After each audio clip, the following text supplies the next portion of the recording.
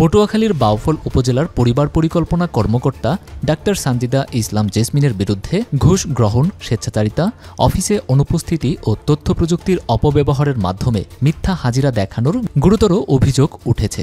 লিখিত অভিযোগ সূত্রে জানা গেছে, ডাক্তার সানজিদা নিয়মিতভাবে অফিসে না থেকেও তার বিশ্বস্ত সহকারী মোহাম্মদ ফিরোজ খানের মাধ্যমে নিজের মোবাইল ফোনে আই কন্ট্রাক্ট স্ক্যান করে ডিজিটাল হাজিরা দিতেন। এতে অফিসে শারীরিকভাবে উপস্থিত না থেকেও অনলাইন হাজিরা সিস্টেমে তাকে নিয়মিত দেখানো হতো।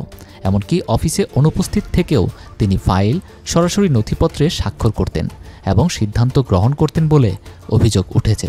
অভিযোগে আরও বলা হয়, মাঠ পর্যায়ে পরিবার কল্যাণ সহকারী, পরিদর্শক ও অন্যান্য কর্মীদের প্রশিক্ষণ, বদলি, ইনসেন্টিভ ও ওয়ার্কশপে অংশগ্রহণের সুযোগ নিতে নিয়মিত ঘুষ দিতে হয়।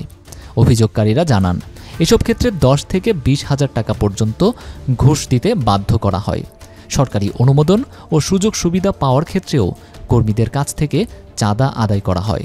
বিষয়টি নিয়ে জানতে চাইলে অভিযুক্ত কর্মকর্তা ডাক্তার সানজিদা ইসলাম জেসমিন বলেন, কে অভিযোগ করেছে, কিসের ভিত্তিতে করেছে তা আগে জানতে হবে। আমি কিছুই জানি না, তাই স্পষ্টভাবে কিছুই বলতে পারছি না। এই বিষয়ে পটুয়াখালী জেলার পরিবার পরিকল্পনা বিভাগের উপপরিচালক মোহাম্মদ শহীদুল ইসলাম বলেন, অফিসে অনুপস্থিত থেকে ভিডিও কলে উপস্থিত দেখানোর কোনো সুযোগ নেই। এই ধরনের অভিযোগ গুরুতর। ইতোমধ্যে তার বিরুদ্ধে লিখিত অভিযোগ পাওয়া গেছে। বিষয়টি তদন্ত করে যথাযথ ব্যবস্থা গ্রহণ করা হবে এবং ঊর্ধ্বতন কর্তৃপক্ষকে জানানো হবে।